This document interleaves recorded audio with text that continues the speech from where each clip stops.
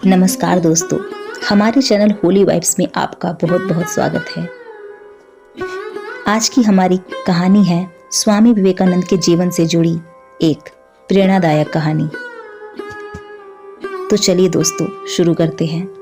शुरू करने से पहले हमारी आपसे आशा है कि आप हमारे चैनल को जरूर सब्सक्राइब करेंगे ऐसी ही प्रेरणादायक कहानी और बायोग्राफीज सुनने के लिए। जयपुर के राजा श्री रामकृष्ण परमहंस और स्वामी विवेकानंद को बहुत मानते थे। एक बार स्वामी विवेकानंद उनके यहाँ पधारे तो राजा ने उनके स्वागत के लिए भव्य आयोजन किया, साथ ही वैश्याओं को भी बुलाया। वैश्याओं को बुलाते वक्त राजा को यह ध्यान ही नहीं रहा कि मैं जिसके स्वागत के लिए इन्हें बुला रहा हूँ वह तो सन्यासी है। राजा यह सोच नहीं पाया कि वैश्याओं के जरिए एक सन्यासी का स्वागत करना ठीक नहीं है। जब स्वामी विवेकानंद दरबार में पधारे तो वह वैश्याओं को देखकर भयभीत होकर एक कमरे में चले गए और अपना कमरा अंदर से बंद कर लिया। कहते हैं कि विवेकानंद उस वक्त अपरिपक्व थे, वे अभी पूरे सन्यासी नहीं बने थे। वह अपनी काम वासना और हर चीज दबा रहे थे।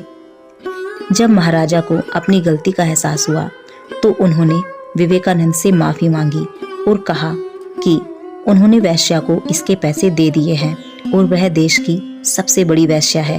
यदि इस वैश्या को ऐसे चले जाने को कहेंगे तो उनका अपमान होगा। आप कृपा करके बाहर आएं। विवेकानंद कमरे से बाहर आने में डर रहे थे। कहते हैं कि वैश्या को इसकी खबर हो गई थी। इसके चलते इतने में वैश्या ने गीत गाना शुरू कर दिया, जो एक सन्यासी भाव का गीत था।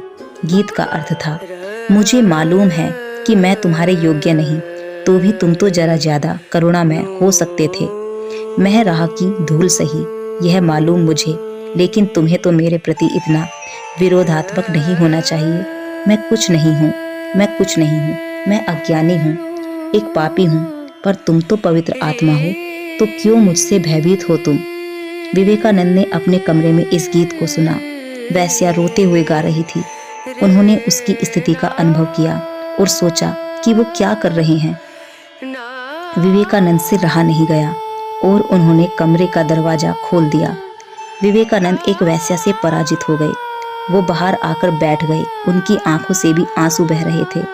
कहते हैं कि फिर उन्होंने अपनी डायरी में लिखा था, ईश्वर से एक नया प्रकाश मिला है मुझे, डरा हुआ था मैं, जरूर कोई लालसा रही होगी मेरे भीतर, इसलिए डर गया मैं, किंतु उस महिला ने मुझे पूरी तरह हरा दिया। मैंने कभी नहीं देखी ऐसी विशुद्ध आत्मा। उस रात उन्होंने अपनी डायरी में लिखा, अब मैं उस महिला के साथ बिस्तर में सो भी सकता था और कोई डर नहीं होता। इससे उन्हें यह सीख मिली कि एक सन्यासी को साक्षी भाव में या तटस्थ रहकर मन को दृढ़ बनाना चाहिए। साक्षित्व से ही ज्ञान मिलता है। तो दोस्तों, आज की हमारी कहानी यहीं पर समाप्त होती है। आशा है कि आपको हमारी कहानी जरूर पसंद आई होगी। तो चलिए दोस्तों, मिलते हैं ऐसी ही प्रेरणादायक कहानी और बायोग्राफीज की सीरीज में। तब तक के लिए नमस्कार।